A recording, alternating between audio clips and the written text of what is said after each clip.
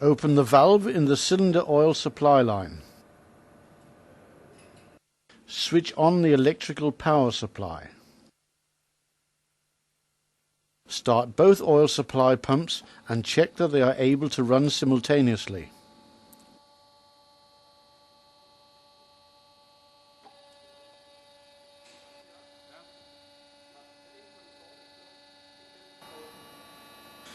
Check that the pressure drop indicator for the pressure filter is green. Also check that the hands on the pressure drop gauges for both suction filters are in the green area.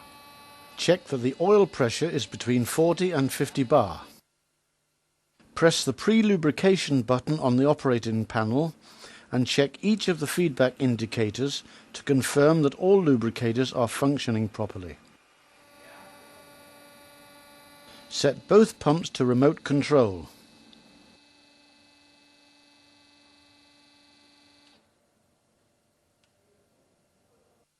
The lubricating system is now ready for operation.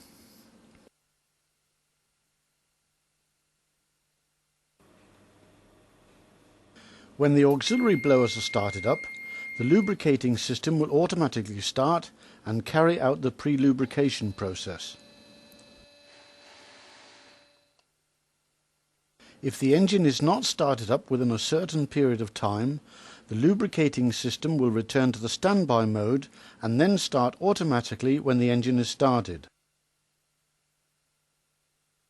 Check that one of the pumps starts automatically when the engine starts and that no alarms have been activated. Check that the pressure builds up to 40 to 50 bar and check each of the feedback indicators to confirm that all lubricators are functioning properly.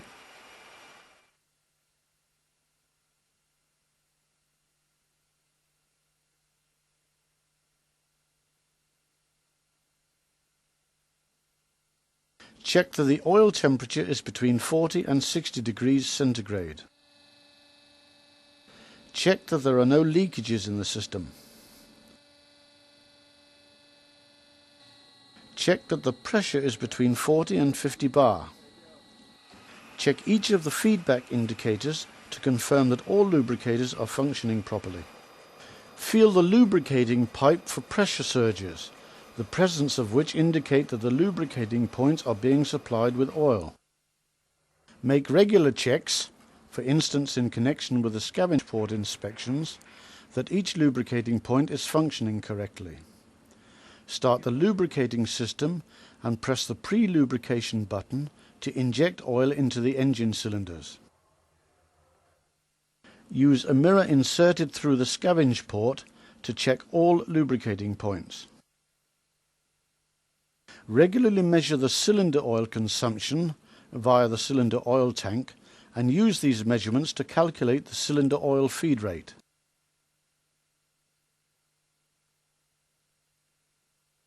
Once a good cylinder condition has been obtained, with well-run-in cylinder liners and piston rings, the good condition can in most cases be sustained by employing the basic setting to ensure the correct cylinder oil feed rate. The basic setting corresponds to the reading 100% on the operating panel. When running in cylinder liners or piston rings, or in the event that abnormal cylinder conditions are detected during one of the regular scavenge port inspections, the feed rate of the relevant cylinders may have to be adjusted. See Instruction Book, Volume 1, Operation, Chapter 707. The feed rate of an individual cylinder can be adjusted via the operating panel. Press Setup and Enter simultaneously to enter the setup mode. Press Setup to display the current feed rate setting. Press the up or down buttons to change the feed rate to the desired value. Press Enter to save the new value.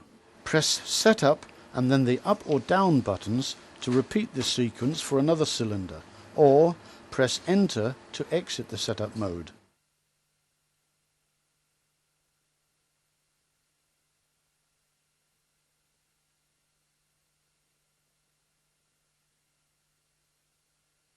Before starting any disassembling work, stop the engine, Shut off the starting air distributor. Block the main starting valve. Engage the turning gear.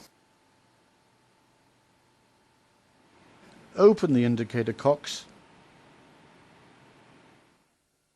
and switch off the electrical power supply to the pump station.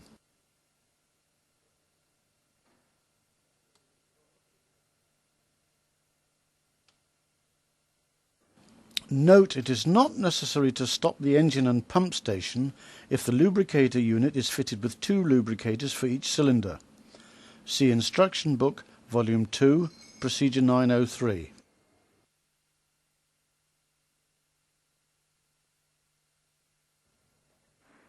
Close the supply valve and open the equalizing valve by turning both handles to a horizontal position. Loosen and remove the screws from the cover with lubricating pipes.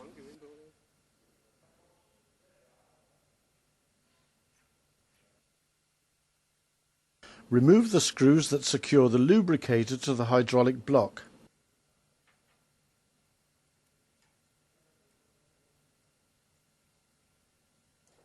Disconnect the electrical plug and remove the lubricator.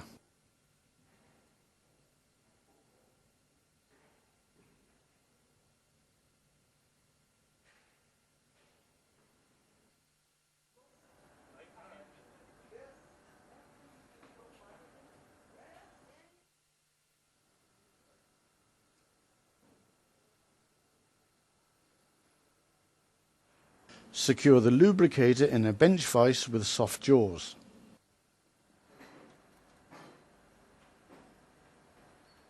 Unscrew the oil accumulator and the adjusting screw and remove the bushing.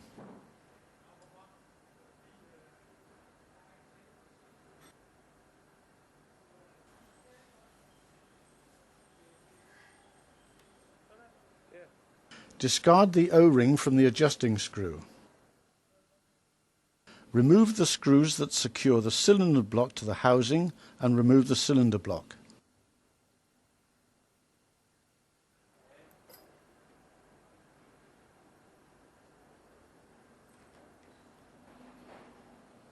Discard the O-ring from the cylinder block.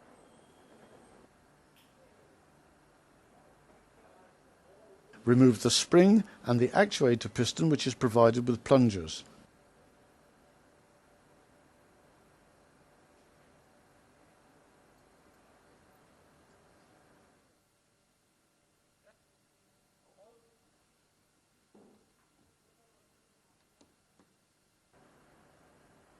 Loosen and remove the connector on the solenoid valve and remove the terminal box.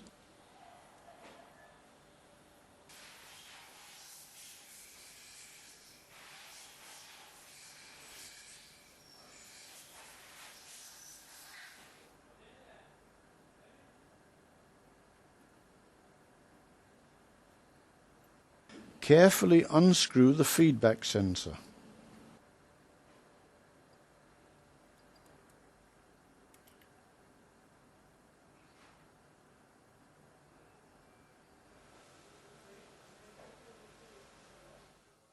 If the feedback sensor is to be replaced, disassemble the connector and disconnect the feedback sensor.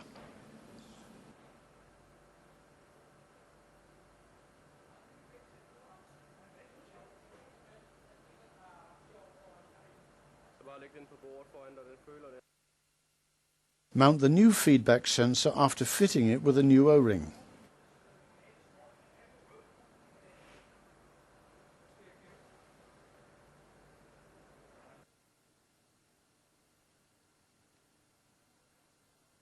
Connect the wires as shown in the instruction book and then reassemble the connector.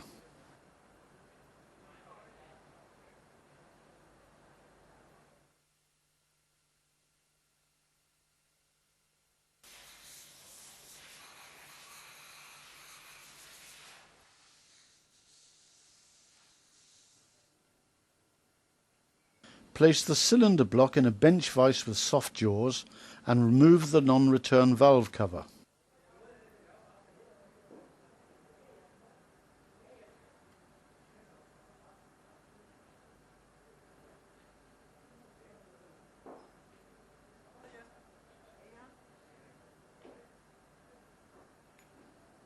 Remove the springs and the steel balls.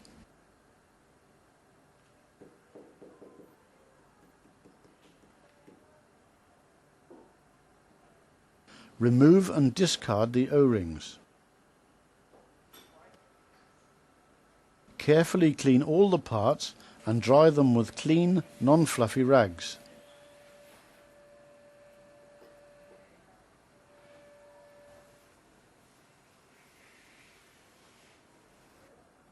Inspect all seats and ceiling surfaces with a magnifying glass. Use a lamp to inspect the internal surfaces.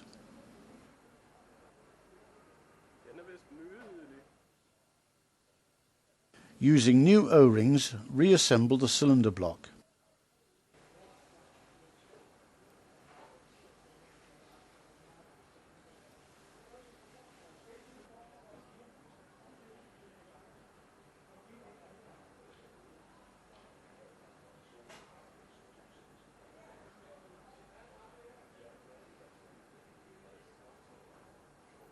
Insert the screws so that they just engage in their threads.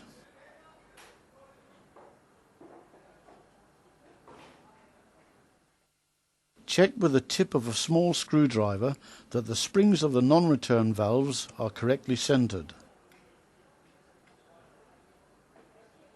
Fully tighten the screws.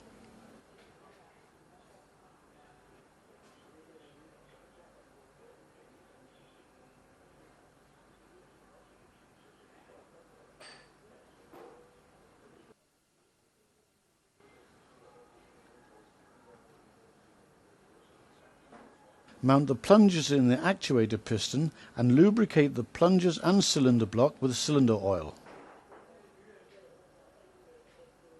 Insert and align the plungers in the cylinder block.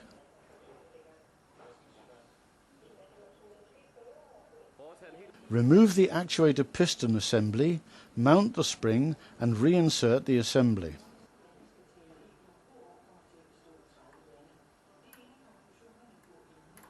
Check that the plungers can move freely. Press the actuator piston downwards and insert the screw to keep the parts together.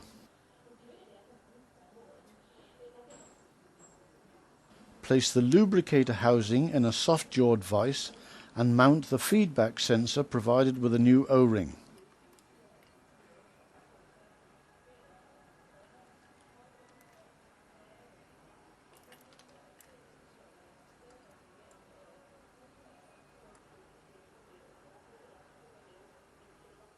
Check that the end of the sensor does not protrude into the cylinder for the actuator piston.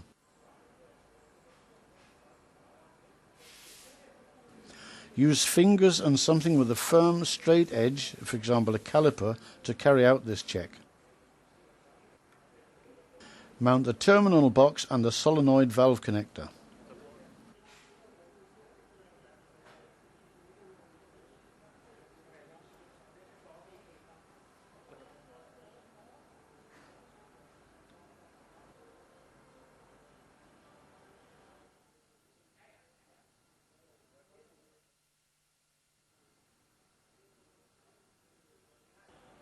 Lubricate the housing and mount the cylinder block assembly.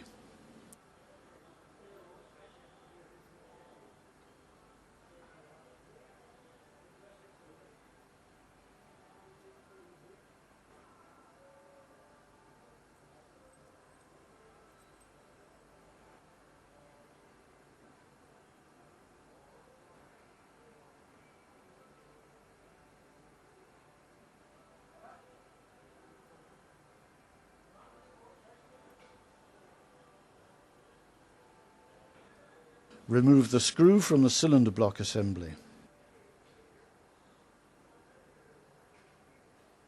Mount a new O-ring on the adjusting screw and mount the bushing and adjusting screw.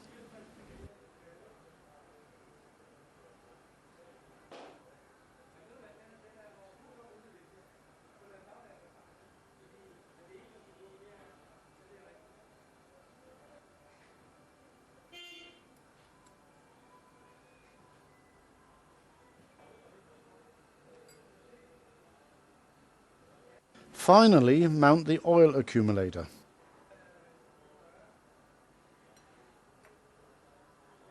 If the lubricator is not to be installed immediately, use plastic plugs to protect each opening and coat all surfaces with a thin layer of oil.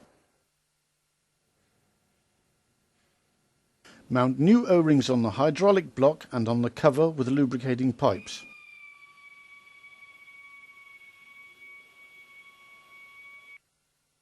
Carefully mount the lubricator and secure it to the hydraulic block with the 4 screws.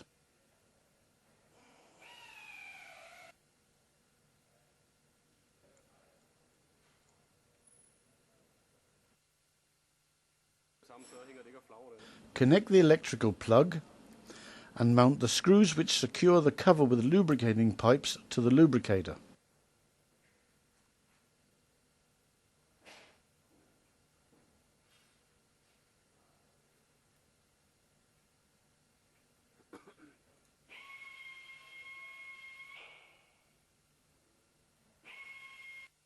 Finally, close the equalizing valve and open the supply valve by returning both handles to the vertical position.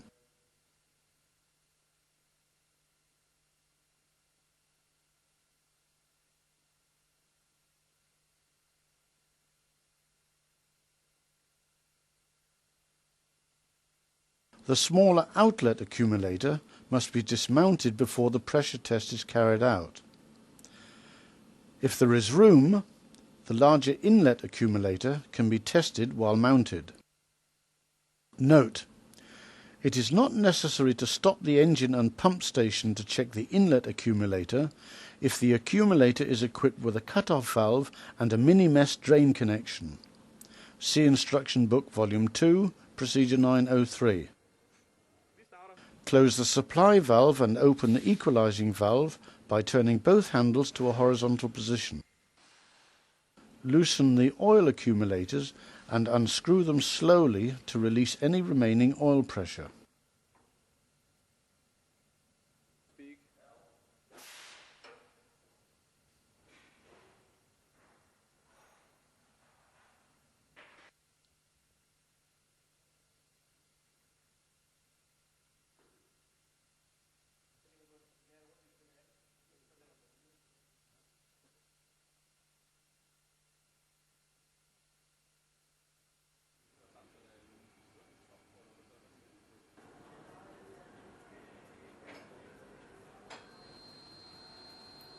Connect the hose to the reducing valve and to the filling valve. Insert a copper gasket and mount the 0 to 60 bar pressure gauge.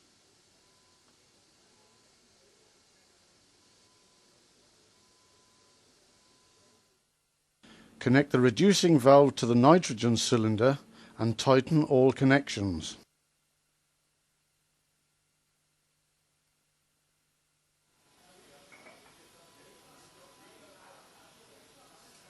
Secure the inlet accumulator in a bench vise with soft jaws and remove the plastic plug. Carefully clean the sealing surfaces of the accumulator and the filling valve and mount the filling valve.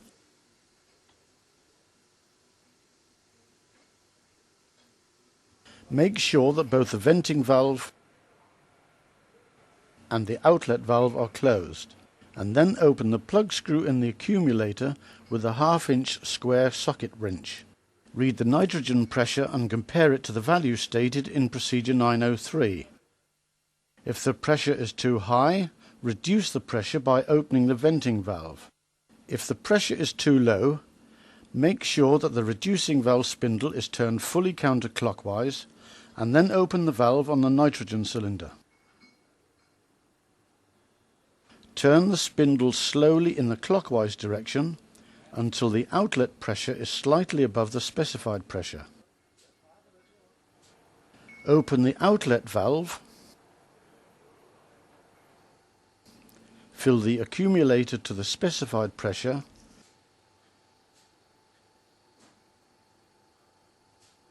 and then close the outlet valve.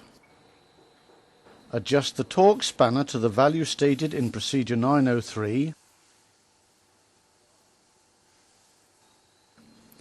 and tighten the plug screw.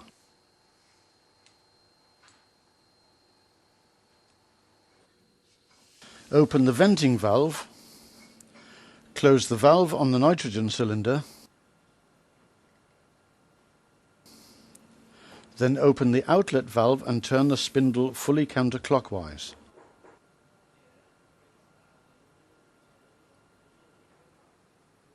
Remove the filling valve and once again tighten the plug screw to the specified torque.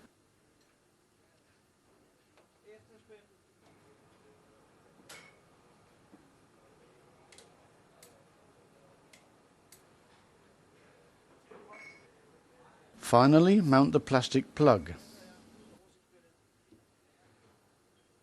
Secure the outlet accumulator in a soft-jawed vise and remove the plastic plug. Carefully clean the sealing surfaces of the accumulator and the filling valve and mount the filling valve. Remove the 0 to 60 bar pressure gauge.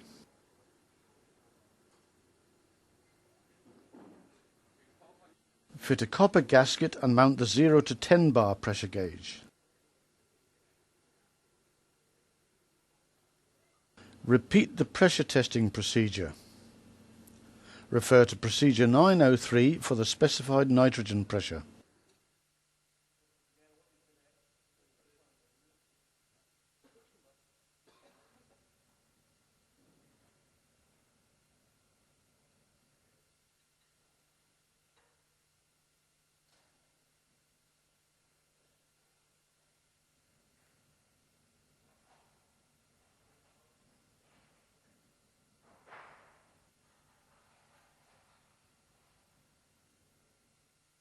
Finally, close the equalizing valve and open the supply valve by returning both handles to the vertical position.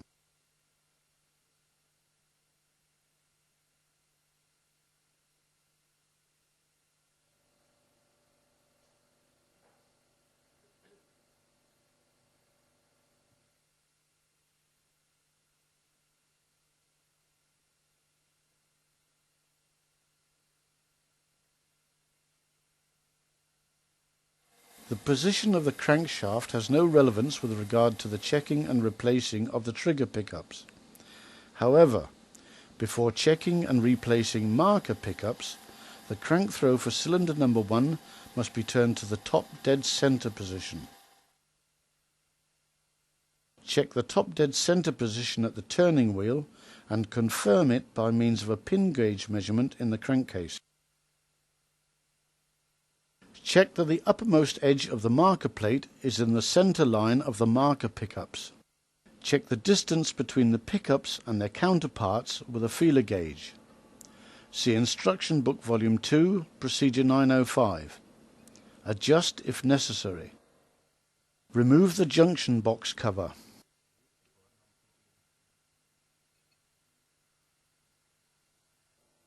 Before replacing the pickups, make a sketch of the wiring connections, indicating which wire is connected to which positions, so that the safe remounting of the pickups can be ensured.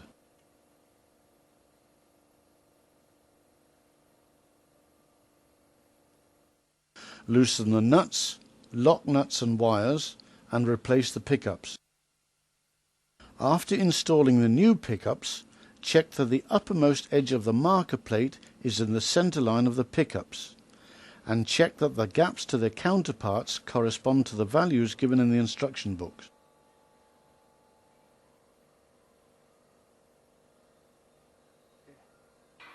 Finally, reinstall the junction box cover.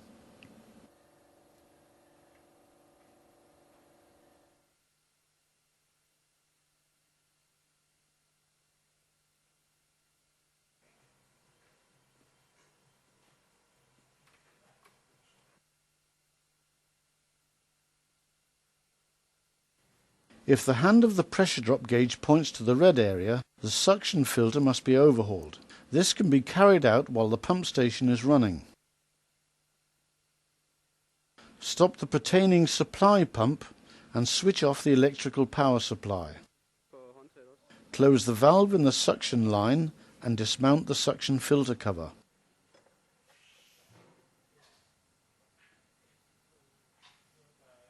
Remove the filter insert and fit a new one.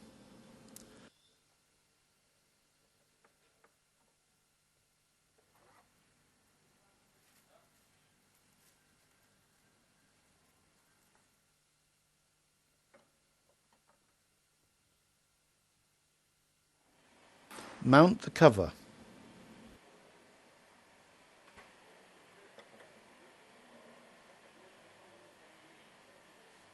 Open the valve in the suction line. Finally, switch on the electrical power supply and set the pump to remote control. Check that there are no leakages.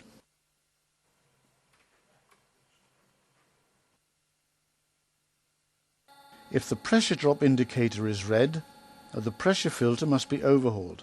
This can be carried out while the pump station is running. Turn the handle of the valve so that the oil bypasses the filter. Dismount the filter housing and replace the filter insert with a new one.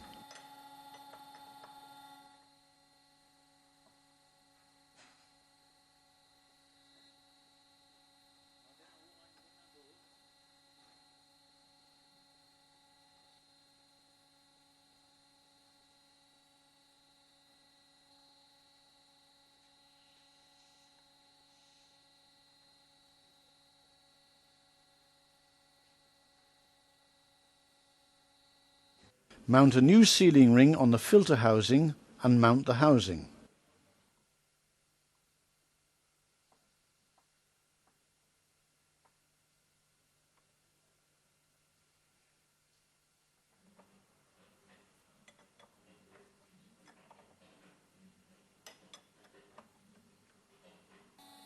Reset the pressure drop indicator, if this has not already been done automatically, and turn the handle of the valve so that the oil passes through the filter. Check that there are no leakages.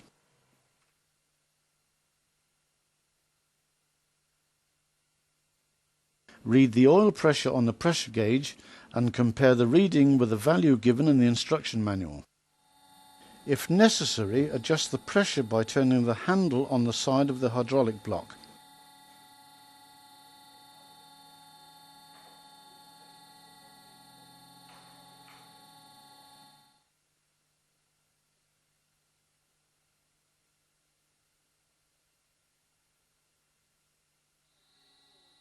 Move the set point to a lower alarm level.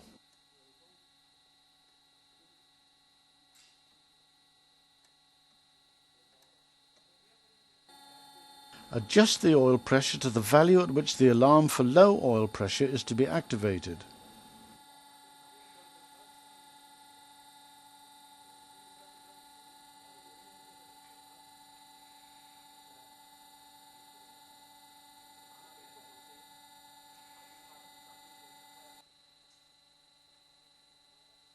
Slowly move the set point to a higher alarm level until the alarm for low oil pressure is activated.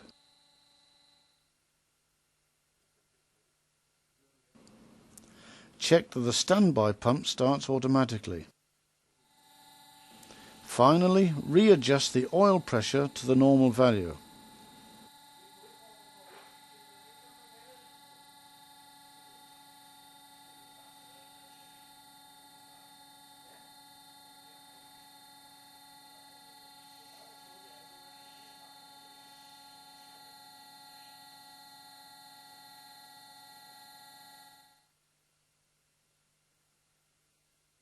The hydraulic block is fitted with a number of cut-off valves, which allow the pertaining components to be replaced while the pump station is running.